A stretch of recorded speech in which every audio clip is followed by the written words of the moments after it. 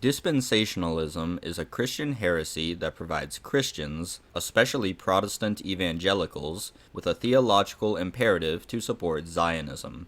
It posits that biblical history is divided into different eras called dispensations, in which God has made different covenants with specific people. Furthermore, dispensationalists argue that the Jews, not the Church, are God's chosen people, and consequently, that the state of Israel must be supported for eschatological reasons. Today, over 1/4 of American Christians are Christian Zionists who believe that the Jews are God's chosen people and that they have a biblical obligation to support the state of Israel. In this video, we will learn who is responsible for dispensationalism, how it spreads so virulently, what its socio-political significance is, and why a person ought to oppose it, whether they are a Christian or a pagan like myself. Although I am not a Christian, I will address this topic through a right-wing lens and will leave any theological differences I have with the Christian religion until the very end of the video. Beginning with the origins of dispensationalism, we must investigate a character named John Nelson Darby. Darby was an Englishman who is considered the father of dispensationalism and was a founding member of the Plymouth Brethren, a 19th century evangelical Christian network of like-minded churches in England and Ireland. Darby was a proponent of sola scriptura and a literal interpretation of the Bible. He taught his students that the entirety of biblical history should be seen as 7 different eras called dispensations, in which God makes different covenants with different people. According to Darby, the first of these dispensations is called innocence and is marked by the Edenic covenant in the garden. This came to an end when Adam and Eve ate from the tree of knowledge. The second dispensation is called conscience and lasts until the flood. The third dispensation is called human government and lasts until the Tower of Babel. The fourth dispensation is called promise and lasts until the events on Mount Sinai. The fifth dispensation begins with God's covenant with Moses and lasts until the crucifixion of Jesus. Darby claimed that humanity is currently in the 6th dispensation, which is called grace. The final dispensation is called kingdom, and it is here that we must mention another aspect of dispensationalism that sets it apart from traditional Christianity. Eschatology is the term Christians use to denote the study of the end times. Much of the Christian understanding of the end times derives from the book of Revelation, and in Revelation chapter 20 verses 1 through 6, the Bible describes a 1,000-year reign of Christ over heaven and earth. But whether this 1,000-year reign comes before or after the second coming of Jesus is left ambiguous. 3 schools of thought exist within Christian circles on how the millennium-long reign should be interpreted. The premillennial school believes that Jesus returns before a literal 1,000-year reign. The postmillennial school believes that the second coming of Christ will happen after a literal 1,000-year reign of utopia on the earth. The amillennial school believes that the 1,000-year reign is symbolic and references a long, indefinite time period. Within the premillennial school, the second coming of Christ is preceded by a 7-year tribulation period, which is where we now return to Darby and dispensationalism. The dispensationalists subscribe to the premillennialist view of eschatology, but believe that a rapture event will precede the 7-year tribulation.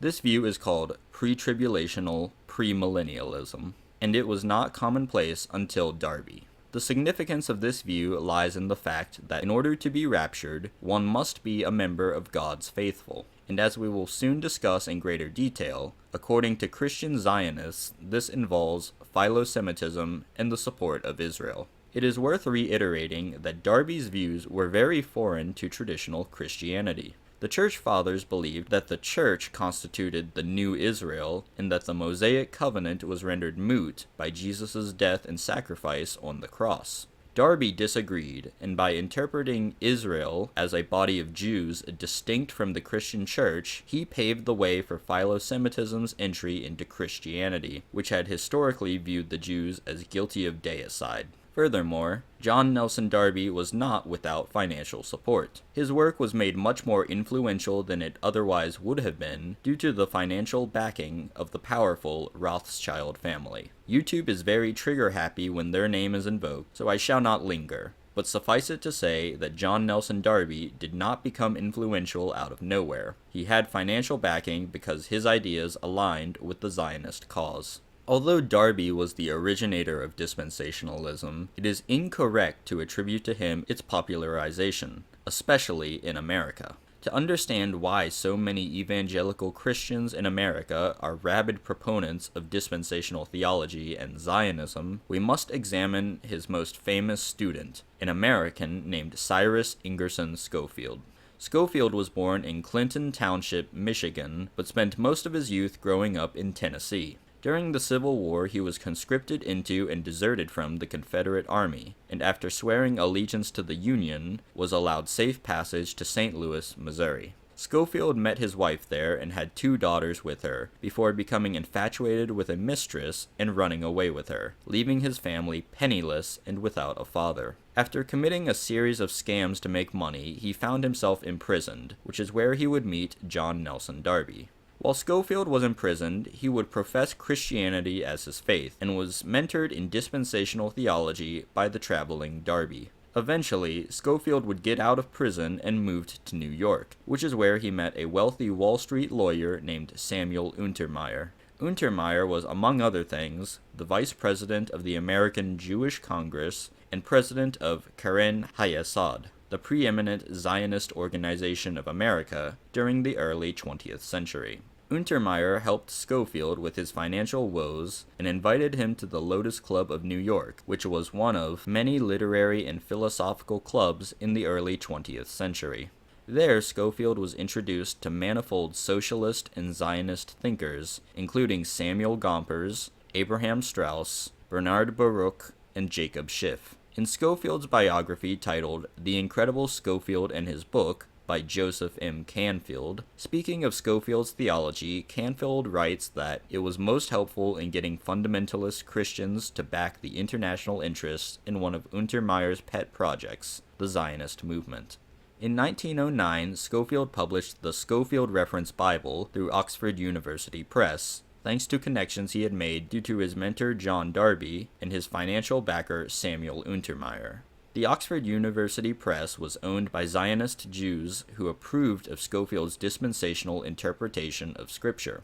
Throughout the Scofield Reference Bible, he included not just the text of the Bible itself, but also his own commentary, which promotes philo-Semitism. There are many instances of this, but one such example can be found in Scofield's commentary on Genesis chapter 12, verses 2 through 3, a passage in which God is blessing Abraham.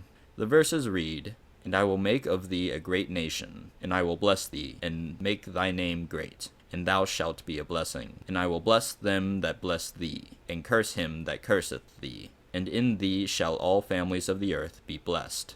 In his commentary, Scofield writes, "It has invariably fared ill with the people who have persecuted the Jew, well with those who have protected him. The future will remarkably prove this principle." Evangelical Christians who read the Scofield Bible depart from tradition. Historically, Christianity not only levied the accusation of deicide against the Jews, but also has rejected philo-Semitism on the grounds that the Jews denied the gift of salvations available to all humans because of Jesus' sacrifice. This is the view of the Church Fathers, most popes, the Eastern Orthodox patriarchs, the saints, and the great reformer Martin Luther.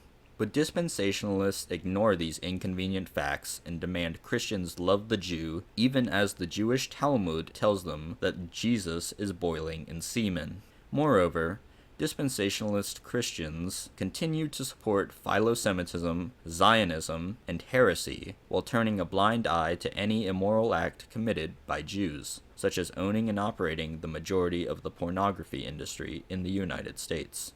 Today, it is sadly the case that Christians in America have failed to rebuff this heresy, and the consequences of this failure are most dire. Over 1/4 of Christians in America are self-proclaimed Christian Zionists, who believe that the Jewish people have a biblically mandated right to a homeland in Palestine, and that it is the duty of Christians to advance this. On his Twitter account, the Irish Twitter user and Substack author Keith Woods observes 6 political convictions that arise out of Christian Zionism.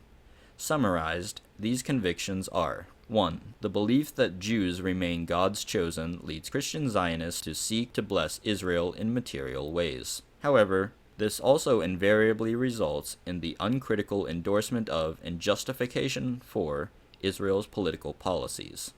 2. As God's chosen people, the final restoration of the Jews to Israel is therefore actively encouraged, funded, and facilitated through partnership of Christians with Jewish organizations. 3. Eretz Israel, or Greater Israel, as delineated in Scripture from the Nile to the Euphrates, belongs exclusively to the Jewish people.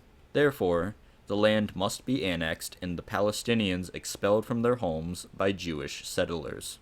4. Jerusalem is regarded as the eternal and exclusive capital of the Jews and cannot be shared with the Palestinians. Therefore, strategically, Christian Zionists have lobbied the U.S. government to relocate its embassy to Jerusalem and thereby ensure that Jerusalem is recognized as the capital of Israel. 5. Christian Zionists offer varying levels of support for organizations such as the Jewish Temple Mount Faithful. Organizations such as these are committed to rebuilding the temple over Muslim holy sites. 6. Christian Zionists have a pessimistic view of the future, convinced that there will be an apocalyptic war of Armageddon as described in Scripture. They are skeptical of Arab-Israeli peace and see the existence of a Palestinian state as a betrayal of God's promises to the Jews. Woods also notes that many U.S. presidents from both political parties have been influenced by the Scofield Bible, a trend which persists to this day. In conclusion, dispensationalism has been a disaster for the West because it anchors a significant portion of the population to unquestioningly support the State of Israel.